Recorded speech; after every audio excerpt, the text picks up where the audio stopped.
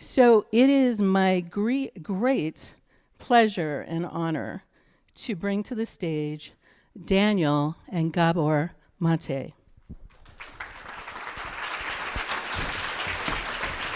Thank you for that. Thank you.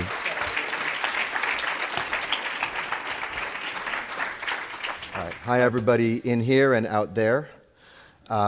This is neat. This is our first live-streamed event. Just to give you a little sense of how tonight is going to go, some of you are here for the... How many are here for the full weekend workshop? I should have asked who isn't. My goodness. Okay, great. Most of you. That's awesome. So we'll be seeing you throughout the weekend, I should say. What tonight is an introduction to the topic. And so we're not going to be getting too in-depth.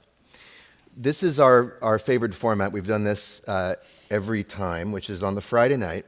Each of us gets up here and speaks and gives a barely prepared set of remarks. And the other one doesn't know what each one's going to say. We haven't run this by each other. So I'll talk for about 15, 20 minutes, then he will do the same. And then we will sit in those two chairs and we'll have a talk.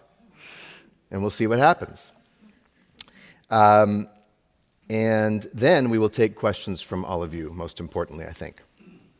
So I want to start with the best joke I've heard in a long time, or read, I should say. This is by an American comedian named Ariel Elias, who was recently in the news because she had to duck a beer chucked at her by some right-wing comedy fan.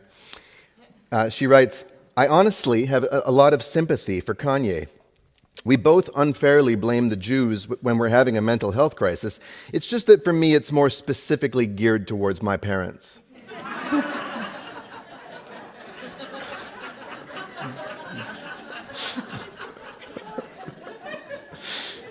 And it's funny because it's true, as Homer Simpson said. Now, speaking of grudges and reflexive blaming of parents, I mean, my dad and I write in The Myth of Normal about how parent blaming is unscientific, and it's unhelpful, and it's cruel. And that doesn't mean that I haven't indulged in it from time to time. And if you watch any of the previous talks I've given on YouTube on these events, there can sometimes be a subtle thread of not quite parent blaming, but I have to say a sort of parent exposing. There's a part of me that's always taken a certain delight in having the opportunity, finally, for the first time in my life, to have an audience for this relationship that's been so intense and weird and complicated and consequential for me. And if you'd told me when I was 9 years old that someday, imagine we're sitting around the dinner table having one of our Maté dinners, and you told me, Daniel, one day there's going to be bleachers around the table and people will be able to look in and see, I would have been like, thank God. It's like, am I the only one who's seeing this? No. So I had to get that out of my system. And then still sometimes when I'm up here, it can happen that something will slip out that has a kind of edge to it, where I'm kind of, digging. And some people dig that, and some people take offense at that, and some people just shake their heads. And my parents have varying reactions to it. But tonight, I actually want to try to talk about responsibility, specifically mine, because that's the only responsibility that matters worth a damn, because I have nothing to do with his responsibility. We say in this workshop that relationships, if you want them to work, that is, they're not 50-50. They're 100-100, which means in practice, they're 100, period. Because the other 100 is none of your business. Now, that's really hard to do in practice. And I think it's useful to look at, to try and wonder a little bit about responsibility, rather than clinging to some inherited definition. I think with a lot of these, for those of us in like the seeking world, the New Age, or psychological, or spiritual, or self-help worlds, are you sending emails? No, it's okay. Go on. Well, yeah, it's okay, but are you sending emails? No, I had to send something. Oh, okay. I just wanted to know if you're sending emails. It was an emergency. But Got it. Yeah.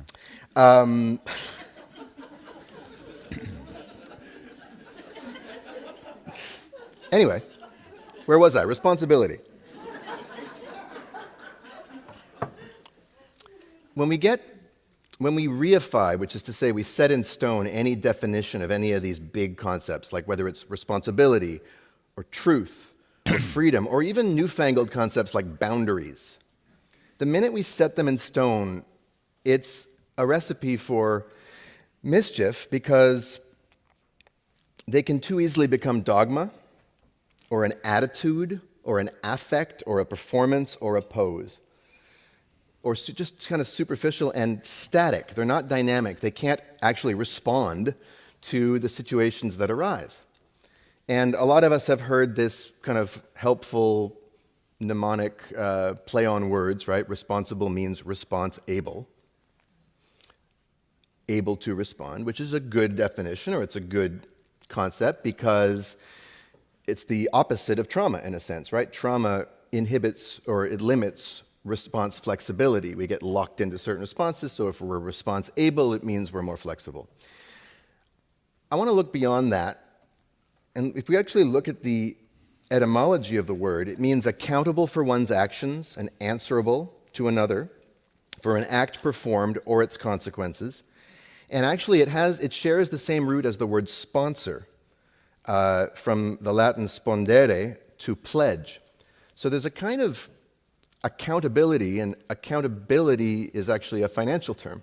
There's an obligation, there's a kind of owing of something. But the question is, to whom or to what are we responsible? What does it mean to be responsible? Too many of us, when we hear the word responsible, we hear burden, we hear blame, we hear duty, we hear fault.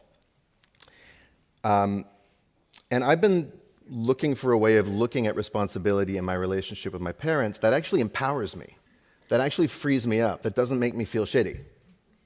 Like, why not? So it means uncoupling some of the old definitions that I've had and trying to see what it feels like.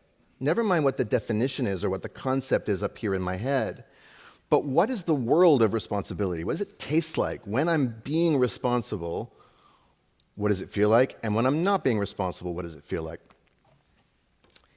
And I've had 4 occasions in the past 2 months, at least 4, with my parents to practice this. And they're all cases where I, in some way or other, crossed a line.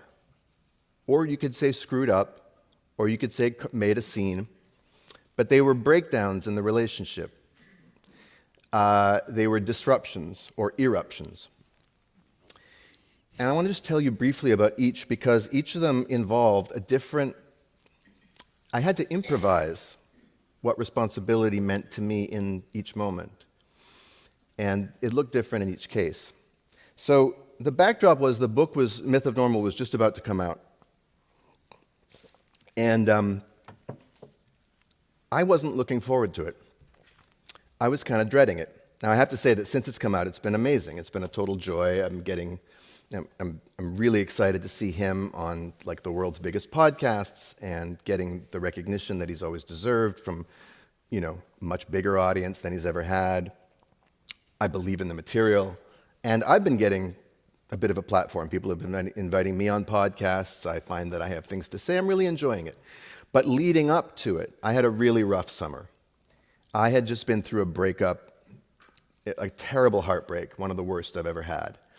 My musical theater work had dried up since the spring. So I was basically just sitting there through the summer, not doing anything except waiting for this book on which my father's name is the bigger font. Not knowing what kind of attention, if any, I'm going to get. Not really being invited to take part in most of the book tour. I did record the audiobook. If you like, if the sound of this doesn't set your teeth on edge, you can purchase that. But I was feeling insecure about my performance. And my body was starting to flare up. I was having both mental and physical stress symptoms towards the end of the summer. And right around this time, I came home to Vancouver to stay in my parents' home. First for a family bar mitzvah at the end of August, and then finally for the book launch. And this is when things started to go kind of askew. Now, the first incident happened one night when I had stayed home from a family event because, like I said, I was having some physical symptoms. One of them was a really bad infection, and I was in a lot of pain. And I was killing the pain with THC gummies because that was the only thing that worked, and because I enjoyed it. And that night I decided to, top off the THC gummies with a little THC smoking. And my folks got home, and I sat around the table with them, and I was feeling kind of vulnerable and kind of, like I'm sick, and it was nice. We were hanging out. And then at a certain point, I wanted to share something with my dad. I wanted to share with him a thought I had had. Now, I have thoughts when I'm high. Oh, do I ever have thoughts? I love my thoughts when I'm high. They're juicy and delicious, and they're so true and exciting and vivid and crucial that I express them right now.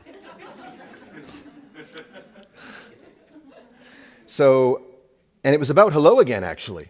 It was so exciting. It was about hello again. It was some new distinction, some new thing I'd realized that we need to put in the book, in the workshop. And my dad didn't respond the way I was hoping he would. And in the ensuing 15 minutes, we had an exchange that got kind of nasty. At least it felt nasty to me. And he said some things that really hurt my feelings. And at a certain point, he got mad at me. He said, I don't like your energy right now. And I slammed the door, walked out the door down to the park. I was furious. And I stood there in the park, and I'm high. The high is definitely, the buzz had been killed, but I'm still under the effect.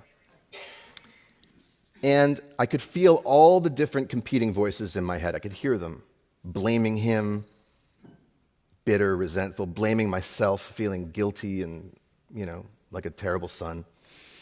And I did this thing I don't think I've ever done in one of these situations, because these things have happened before. I'm not proud of it. I'm 47 years old. Haven't quite cracked the code of how to not have these things happen. But I think that makes me human. We'll find out this weekend. I said to myself, I'm not going home until I'm clear. That's what I'm going to take responsibility for at this moment, because that's all I can take responsibility for. I can't control the thoughts in my head. I can't control what happened. I can't change the fact that I was, any of it. So I took my shoes off, stood in the grass under the summer stars, and I just tried to ground myself, and I tried to let everything kind of flow out of me. And all of the competing stories of who was to blame and this and that and what it all meant. And then finally, I got down to the very nut of it, the simplest version that made me feel the most clear. It's like, oh, I broke our agreement. Because my dad and I, for over 20 years, have an agreement that when I'm high, we don't interact. Because he doesn't like it. He just doesn't like it. Now, I used to take that really personally. That means you don't like me. Because some part of me comes out that you don't like. Well, maybe. But we've made an agreement. And what I realized is there's no moral judgment of me. It just doesn't work. Why would we continue to do something that never works? Do I have to talk to him when I'm high? Could I not write it down and talk to him the next day? So I realized that the whole thing had ensued from that slip-up. And in that moment, all the things he said that hurt my feelings, I just disqualified. I was just like, it doesn't matter. It just doesn't matter, actually. Yeah, they hurt my feelings. And I can remember what the triggers were and take a look at why those things triggered me, but I don't need to go to him with it. We don't need to sort anything out. It's very simple. Dad, I went home, I walked right in. Before I went to bed, I said, Dad, that was entirely me. I'm really sorry. That was it. And I think he was a little surprised and pleased, and he thanked me, and that was it. So that's what taking responsibility looked like in that situation. What's the simplest version of this? And I went to bed feeling really good. I didn't feel guilty at all. I was like, oh, yeah. I broke an agreement. It's not right or wrong. It just doesn't work. The next incident was a lot nastier. And it was an incident where I perceived that he was invading my privacy. And I was sure I was right. I was doing a therapy appointment on the main floor. Again, I'm still staying in their house. By the end of the trip, I realized I don't have to stay in their house. I can go stay with my uncle and aunt. They have a guest room. That's what being responsible looked like by the end of the trip. I don't have to live with these people. I'm not trapped in this house like I used to be. Which doesn't, it's not a diss of them. It's like, what works? Again, I'm visiting Vancouver. I'm an adult. But in this case, he came down right at the tail end of my therapy appointment. He didn't realize I was still in the therapy appointment. But the sound of his footsteps coming down the stairs at a certain volume and a certain pace triggered my nervous system because they reminded me of times when that was a harbinger of bad things. I could feel it in my body. It was like an electric shock. And my therapist saw it, and he kind of winced, and he said, "Oh, that's really tough." And then we said goodbye. And I'm sitting there with the discomfort, and without thinking, I open my laptop, I go to Gmail, I open a new message, and I start typing. I've done this my entire life. Not Gmail, handwritten letters at age 6, very long ones, slipped under their door. Have to explain myself to them, have to protest. Drawing dinosaurs, 2 big dinosaurs yelling at a little dinosaur. Caption, "Is this the proper way to treat a child?" We still have, they kept it. They're so proud of that one. They kept, this is who my parents are. They're the kind of parents who keep that. It's going to be in the book. It's going to be in the book, yeah. Yeah, it's a good drawing, actually.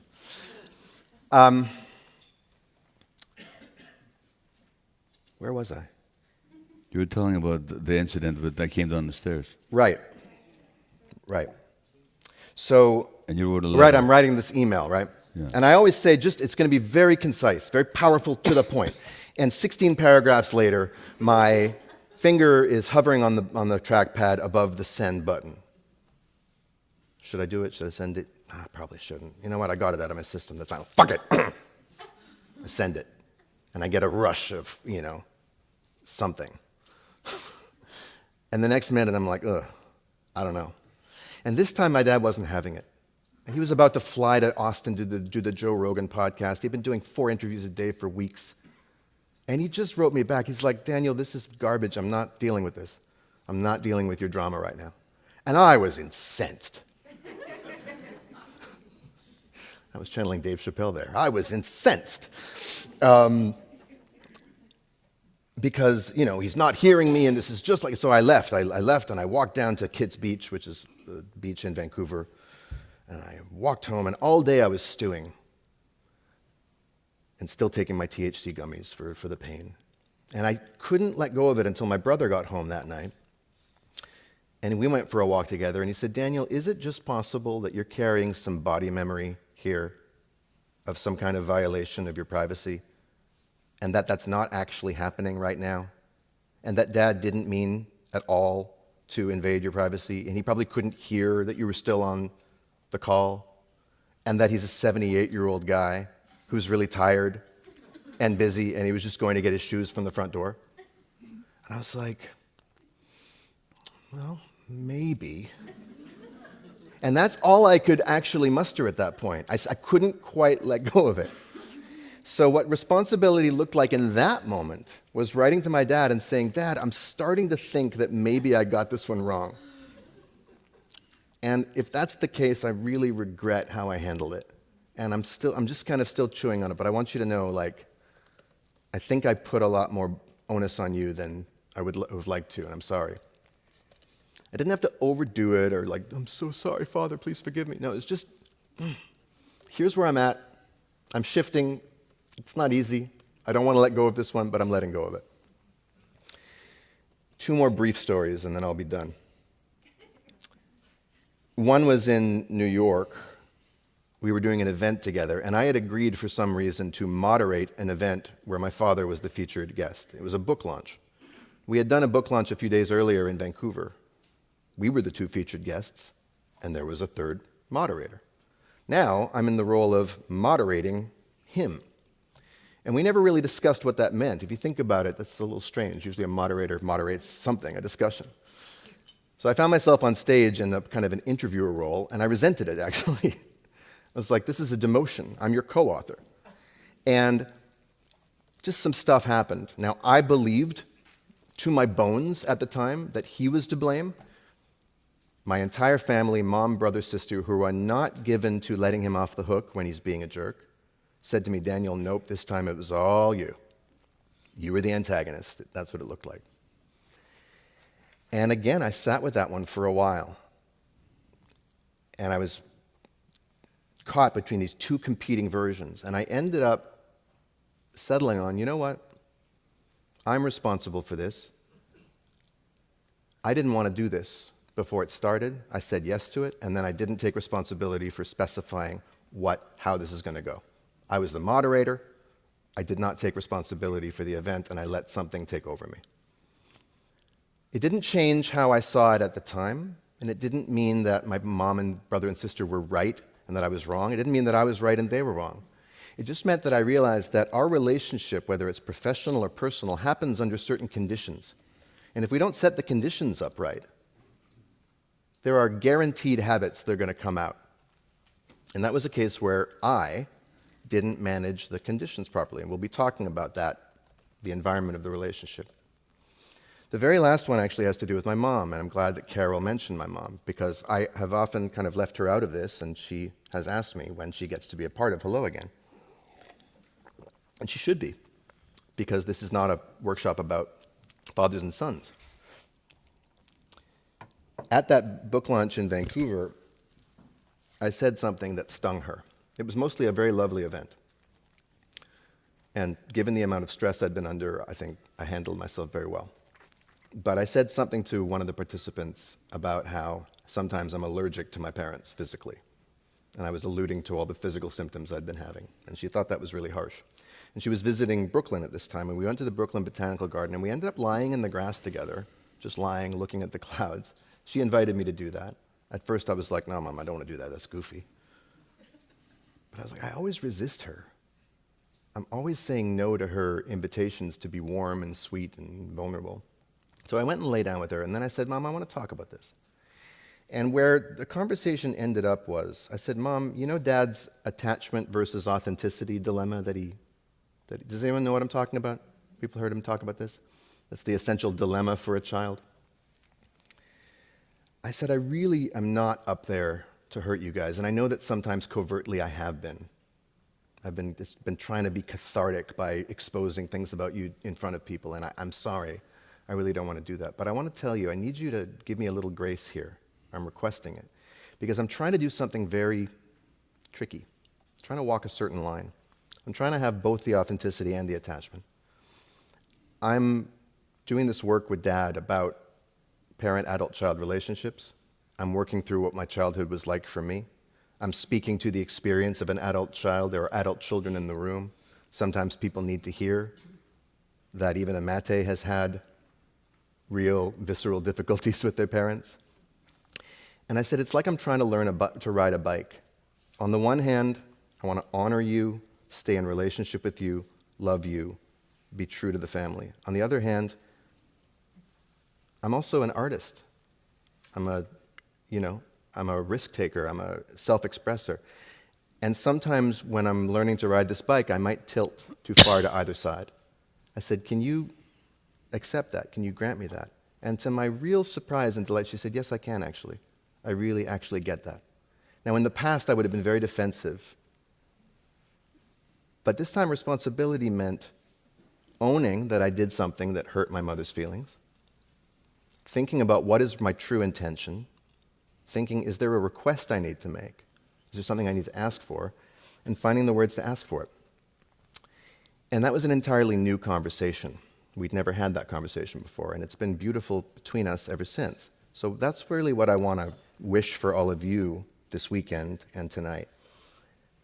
Not some fantasy reconciliation, not some Hollywood script, or some outcome that's pre-written, but just, wouldn't it be nice if you could have a new kind of conversation? Just say something or hear something that you've never heard before from this person. And if you're not in relationship with this person, if you're estranged, or if they're deceased, or demented, or otherwise incapable of receiving, wouldn't it be nice to have a different experience with the them in your head? A new experience. And that's why we call this Hello Again, a fresh start for parents and their adult children. So may we all have that, and please come, get what you came for. That's what I wish for you. And now I'm going to turn it over to Gabor. Thank you.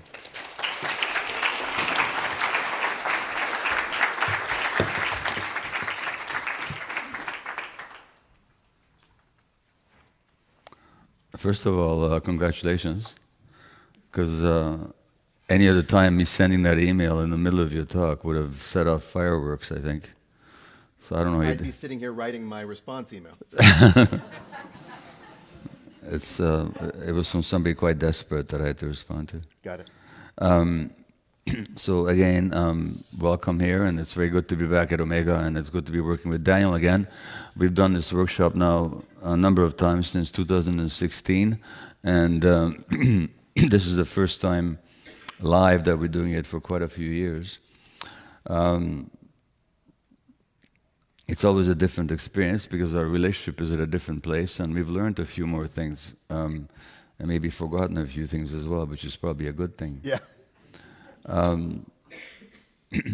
But still, it's quite a dilemma, this relationship, or potentially quite a dilemma, this relationship between adult, child, and parent, because you really begin from a position, first of all, when the child is born. I mean, I said this, I think, at our first workshop, is literally one of the identifiable, most happy moments of my life, most transcendently joyful moments of my life, was when this little guy, when he was a really little guy, came out from the womb, and he had blue feet and blue hands and scrumpled up little face, and I just started crying with joy, and I never thought I'd experienced such great happiness.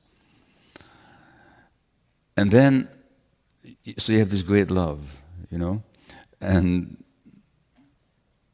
not only that, you're all powerful. I mean, you pick him up, you put him down, you feed him, you know, you look after him. You just know everything what's good for him, and you do your best to answer what you think is best for him. And you know, you really do know better than he does. I mean, you know that he mustn't crawl outside into the winter snow with no clothes on. I mean, you know that. You know better. He doesn't know that. I know that. So then how do we get from this position of just pure love and joy at the arrival to the rancor and the misery that can happen later on? And how do we let go from this idea that we actually know better? Because at some point we did know better. And it's hard to let go of roles, you know, and part of the problem is that we tend to look upon parenting as a role. And as soon as we look upon it as a role, that comes with certain rules and expectations and fantasies. And we identify with the role. Now, identify is an interesting word. It comes from two Latin words. One is idem, which means the same, and facere, to make. So to identify is to make yourself the same as. So as soon as I identify with myself, with my role as a parent, then I kind of disappear as a person. I'm the role. And this other person is also not seen as a person, but they're seen as the child. And that imposes certain expectations of myself and certain expectations on the child. So one of the things that's most difficult for parents of adult kids is to let go of the role. Because we've been that role for so long, we've identified with it so powerfully, and so many times we have to step up to fulfill the expectations of that role. Then how do we end up letting go of it to create an entirely new relationship? And the parent also knows a lot of things that the child doesn't know and shouldn't know. Now, Daniel will never recall the sleepless nights when he was coughing and he had a fever, and I would stay by his bedside the whole night and go to work next morning. Nor should he know it, because it's not like he owes me anything as a result. That's just what we do as parents, isn't it? Any parent of any species will extend themselves to take care of the needs of the young one. But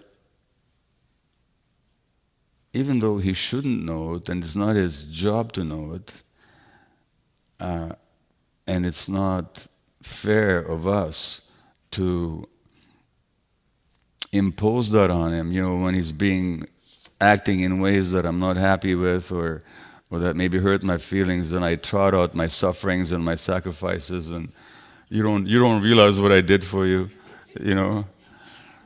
Well, it's hard not to do that, because at a certain point you want some recompense, you want some gratitude, you want some recognition. And and in moments when that's not forthcoming, that gets very upsetting, especially if we identify with the role. So how to let go of that? And it turns out that parenting actually is not a role at all. And that's why step parents have such a hard time, because they think they can step into a role. And the child doesn't necessarily accept that. But it's also true of non-step parents, is that when we step into a role, that's not what the child wants from us. They don't want us in a role. They want us in a relationship. So ultimately, parenting is not a role at all. It's a relationship. And it's in the nature of relationships that they're dynamic. It has to do with relating to the other person. This is certainly true of adult relationships, spousal relationships, where if people are playing roles according to certain accepted definitions and requisites of the role, the relationship can very soon dry up and become very unsatisfactory for one or both partners. For a relationship to work, and by the way, in the introduction, you heard that my wife and I have been married nearly 50 years. Yeah, nearly 53 years actually next week. And it's a relationship that it's relating to the other person that's there. So it's relating to a person, not to another role. And you're not the role, you're a person relating to somebody else. And that means it's by definition dynamic. And if the adult child, or if the parent-child relationship is dynamic, it means it has to evolve. And as soon as we rigidly identify with the role, the evolution stops. So we have to be comfortable enough and loose enough and grounded enough to allow that relationship to evolve, to grow. And that means that over the years, it becomes very different than what it was in the beginning. The love is still there, but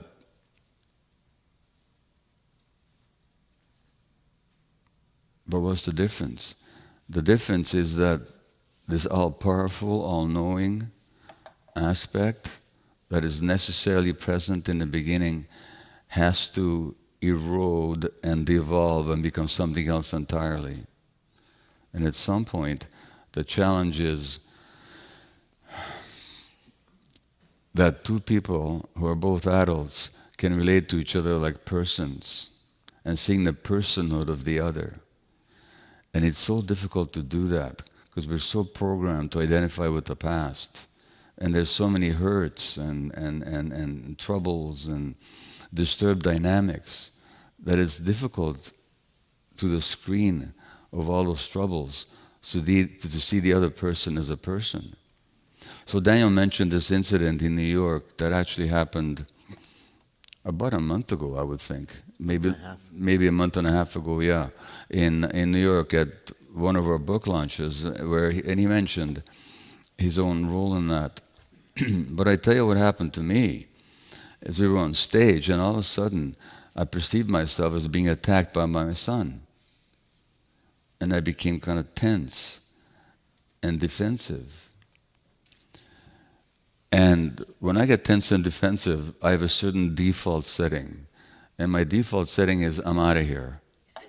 You know, they call that avoidant attachment style. So in my marriage, I mean, that's the pattern, is that, you know, if I get upset, disappointed, or you know, perceive that my needs aren't being respected, I'm with the wrong person. You think after 53 years of marriage, I'd learned that no, I'm not with the wrong person? If I am, why am I still here? You know. But in the moment, my default dynamic is I'm out of here. You know.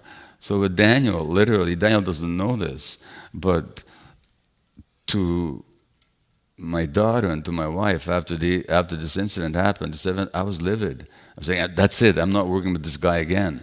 Hell with the book tour. We just written the book together. A week later, it was on the New York Times bestsellers list. It still is. But my response was, "That's it. I'm not working with it again. Omega, hell with Omega. Hello again, a fresh start. Hell with hello again, and fresh start. The book, heck with the book. You know." Now, I'm not saying that I was in my rational mind when I was saying all that. I'm talking about my own default setting, which is like a withdrawal reaction. And what I didn't see when I'm in that state myself was I wasn't capable of seeing is that my son on stage was just having a moment of stress and confusion and pain. And if I had seen that, I would have reacted very differently. Now, I don't hold myself responsible for the pain and confusion that he was experiencing at that moment. I didn't cause it. So it's not like I was guilty of anything.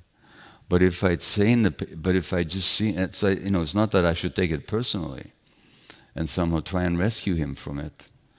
But if I'd seen him for the person he was at that moment, he wasn't anybody intent on attacking his father. He was just somebody at that moment in confusion and pain. And I could have supported him just by the tone of my voice, just by not being defensive myself, just by taking care of myself, by taking responsibility for my own personal reactions. And I think as Daniel and I are both moving towards saying here, excuse me, and I'll have to excuse for my recurrent cough. This is the 7th week of this interminable book tour now, and I've been literally in Europe and North America and several events a day, and so my voice is carrying the brunt of that, and sometimes you'll hear me coughing. I'm not infectious, you don't have to worry about it. It has to do simply with talking too much. But we're moving towards the sense that the more responsibility we can take for our own reactions at any given moment, the more ground there is for seeing the other person for who they really are at that moment. That's not a moral imperative. Nobody should do it. But if you can do it, to the extent that we can do it, we actually can avoid or work through so much difficulty. So one theme of this weekend is taking responsibility.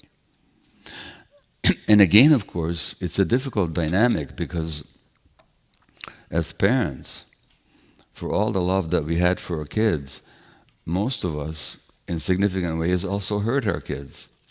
We didn't mean to hurt them, but we did. One of my children, when they were 9-year-old, came to me and said, "Dad, I wish your mom would get a divorce." And I said, "Oh, well, why do you say that?" She said, and they said, "I don't know, but I think my life would be better." And you know, they were 100% right. Because given the tensions between my wife and I, the atmosphere for our kids was a very difficult one.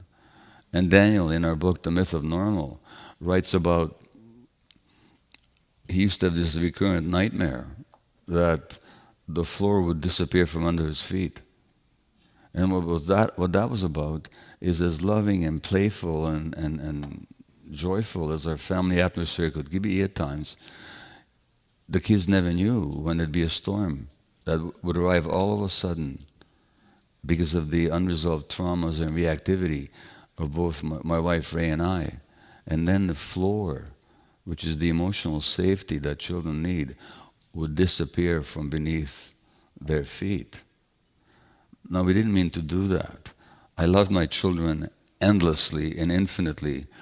I remember that this deep oceanic love swelling in my heart when they were asleep. And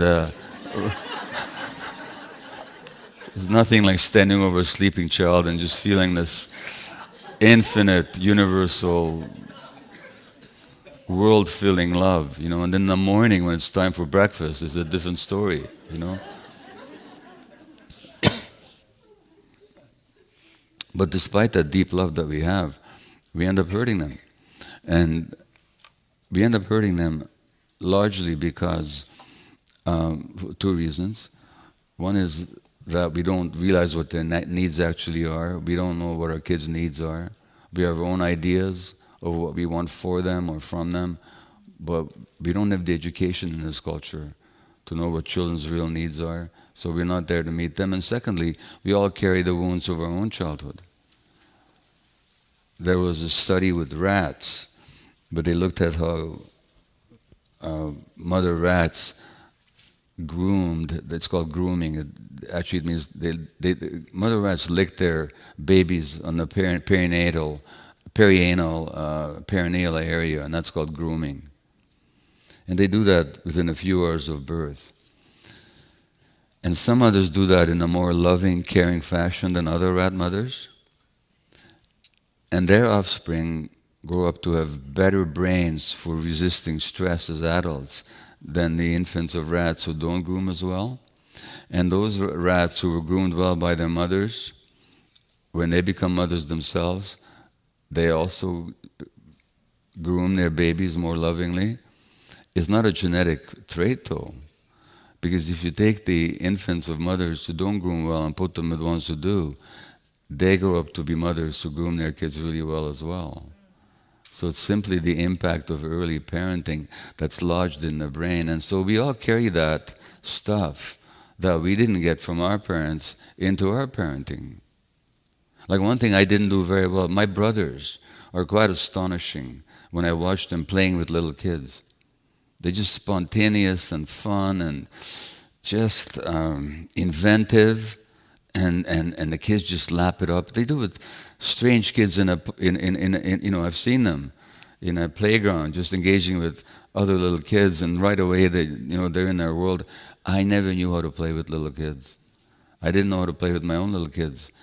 I kept waiting for them to. I was always very stiff when I played with my kids, and I waited for them.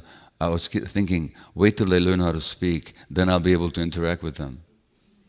But that's putting the cart before the horse, because the brain's play system, we have a system in our brains for play, that gets engaged very early in life, and it's necessary for healthy brain development. What happened was, I wasn't played with when I was an infant. Under the circumstances of my first year of life, my mother was in no mood to play, and my father wasn't even there. Hence, I carried that into my parenting. So my playfulness came later, and it was less spontaneous, perhaps. So what I'm saying is that despite this great love that we have for our children, and our children never know how infinite that love is until perhaps they become parents themselves.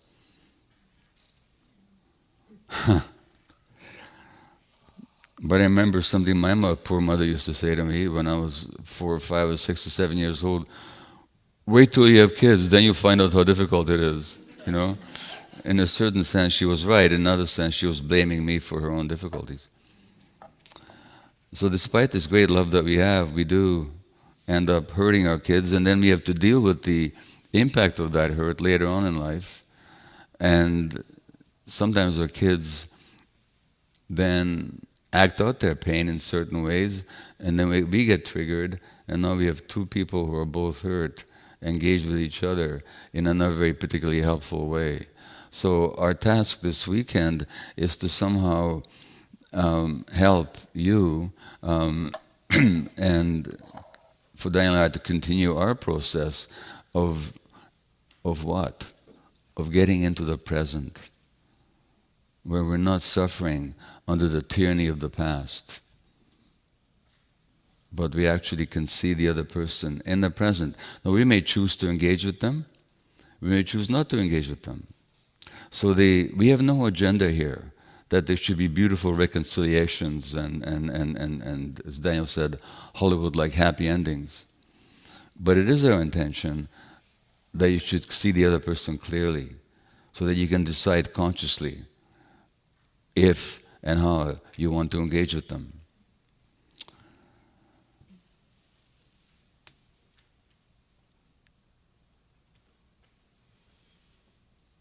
Paul Simon has this song, I forget, is it the Mother and Child Reunion? Where he sings, the mother-child reunion is only a motion away. Well, you can make that the parent-child reunion, only a motion away. And I think somewhere else in the song he sings, only a moment away. It's true. It's possible. Now, what does reunion mean, though? Reunion means that there was a union once. There was a unity once. Maybe very early. And somehow that unity got broken, and it's possible to recreate it. It's possible to have a reunion. Reunion doesn't mean that we go back to the same dynamic as existed at the time of the original union. In this case, it means that two people, each responsible for themselves, actually make a decision, if they wish, to reconnect. And if they wish not to reconnect, that they make that without resentment or rancor, but as free people. So our intention this weekend, we hope to deliver on it, is to help everybody here become as free as possible to make whichever choice you need to make. Thank you.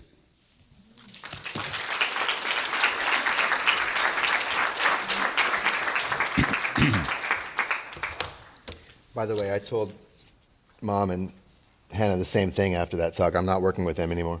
I was counting on them seeing it my way. It turned out very differently. They did, but they didn't. They didn't, no, not at all. So, yeah, we're going to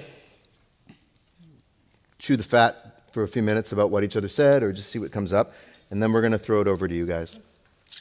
Yeah, so can I start asking you a question? You may. Yeah. So I meant it when I said that, when I sent that email. Any other time, I would have expected you to really have a very strong negative and hurt and even hostile reaction. Mm-hmm. But you didn't. You made a comment, but you didn't it didn't throw you off your game. Yeah. What's happened for you? How did he do that? How did he do that? Yeah, thanks for noticing. I don't know if I would have erupted on stage, but I would have been a lot snarkier. That's what I meant. Yeah. I would have tried to win a point, like you guys see. Well, the cumulative effect.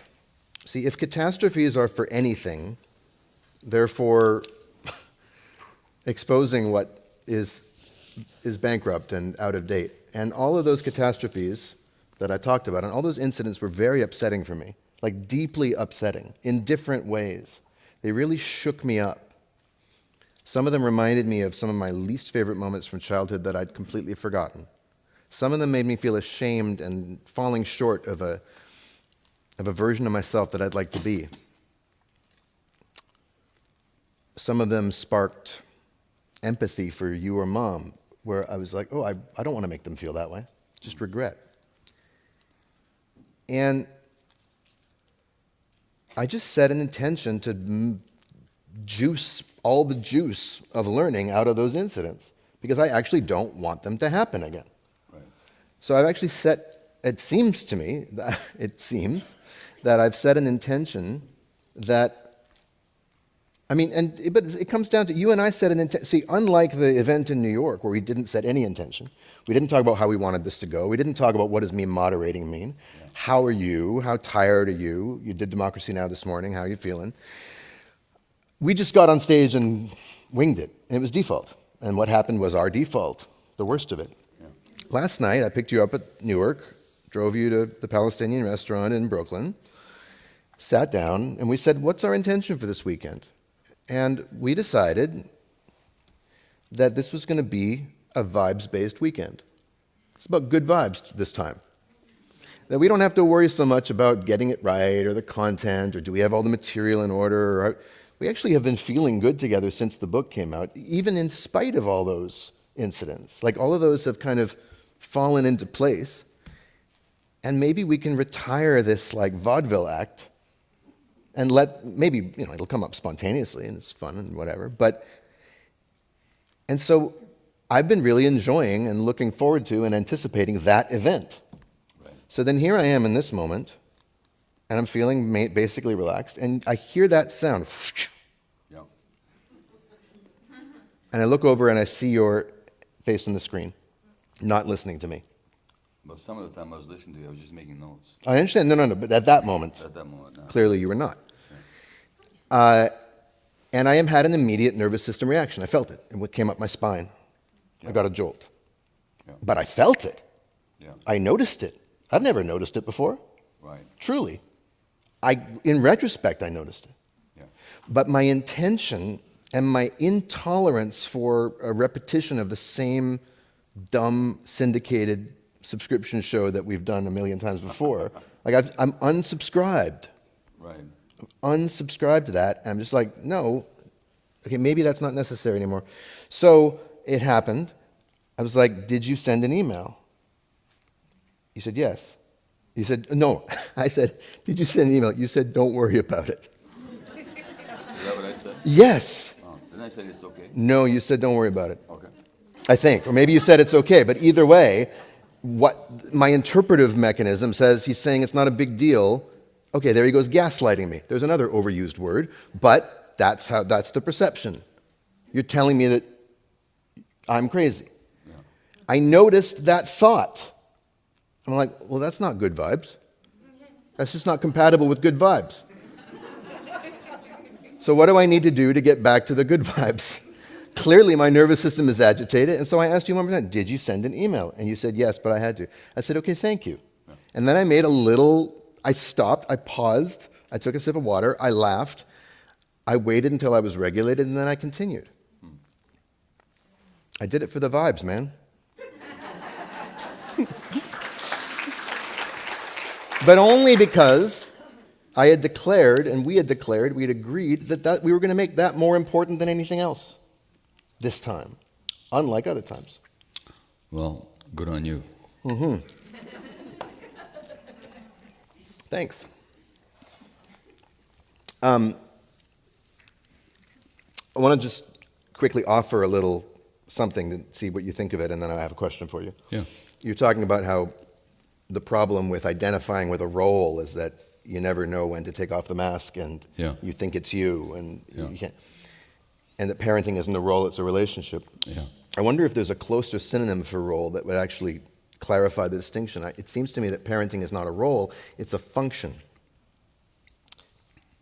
Evolutionarily speaking, parenting is there to accomplish a certain thing. And maybe this is a too dry way of talking about it, but in a sense, there's a time for parenting when you get to help a little creature along to maturity, and you do what you do, and you do your best.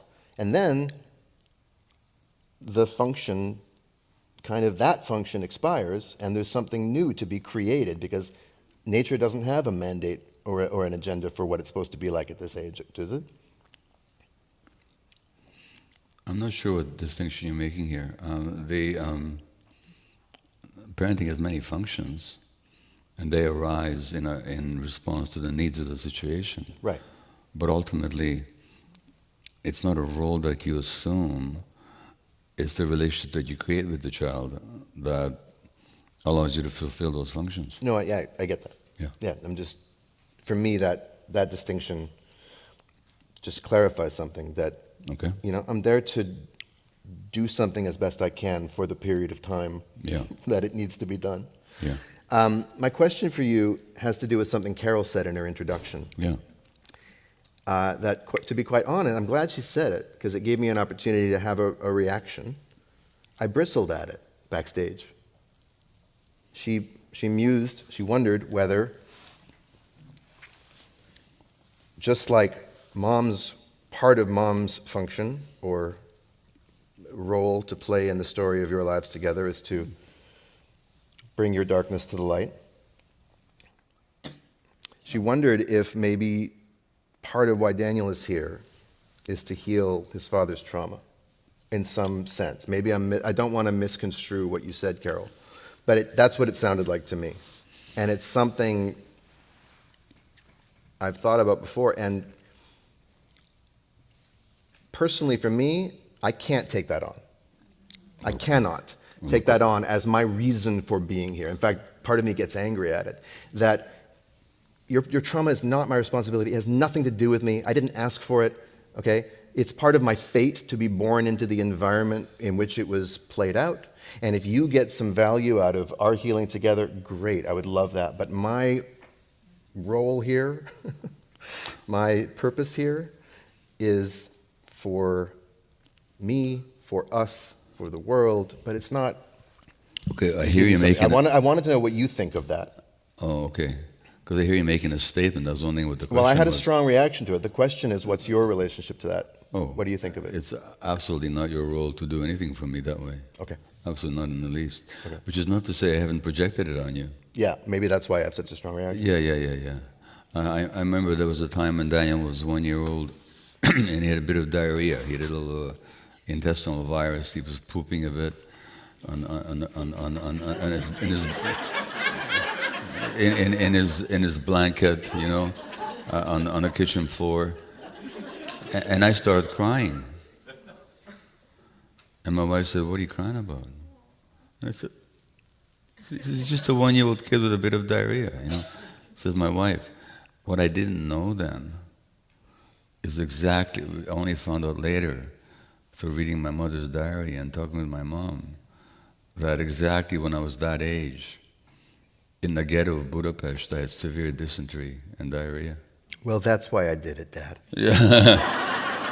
Mom told me. And so I was projecting my own unrecalled but body remembered trauma onto you. Mm-hmm. And I was seeing you on those tragic eyes, yeah. You know?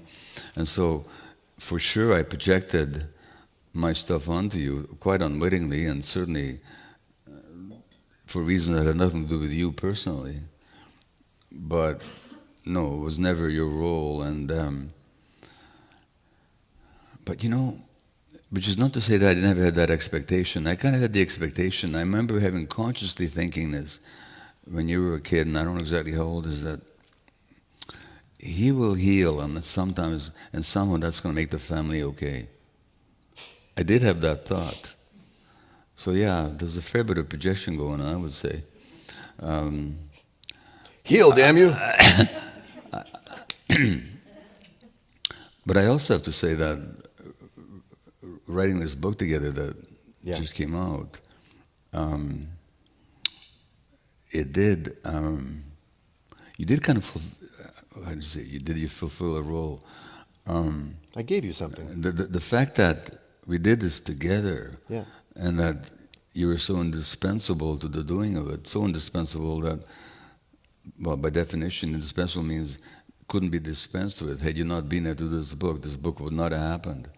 It would have been a very different product altogether, and not nearly as successful from my perspective, nor I think, from the public's perspective, as it has become.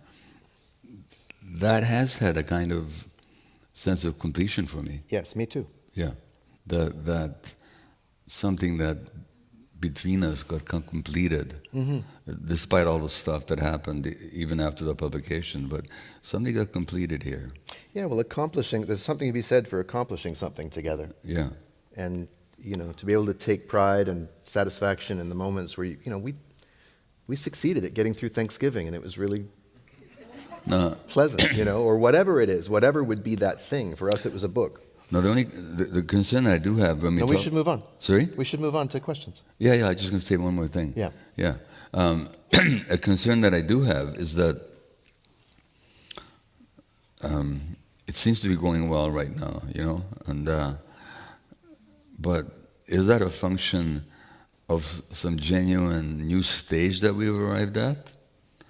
Or is it just the fact that we're both feeling good right now, And what happens the next time either of us gets over-fatigued or stressed or unhappy in our lives, then do we go back to our default setting? That'll be interesting to see. You're harsh on my mellow, man. It's not a question I'm asking you to answer. Yeah. I'm just saying that's... I think it's interesting that question is coming up for you. Is it? Yeah. It doesn't even occur to me. Huh. Doesn't even occur to me. Let's enjoy the vibes. It's here right now. Let's practice it. Let's get a taste bud for it. Let's luxuriate it and get it through our bloody systems. See, I have an outside-in approach to healing. I do this mental chiropractic thing with people.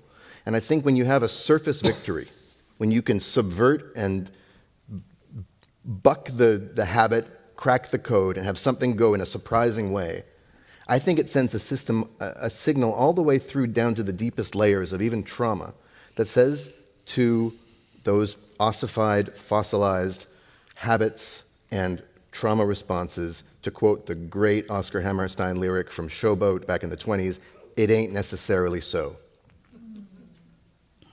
It ain't necessarily so. That's actually from Porgy and Bess. I'm sorry, you're right. Yeah. So Gershwin. I'm an award-winning musical theater writer.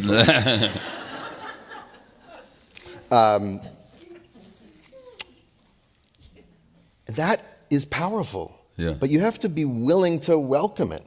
Yeah. And that worrying is actually, I think, the function of it is to keep you tied to the more familiar past instead of just kind of stepping into a new possibility. Thank you, Doctor. That's very well put. Yeah. Okay, time for questions.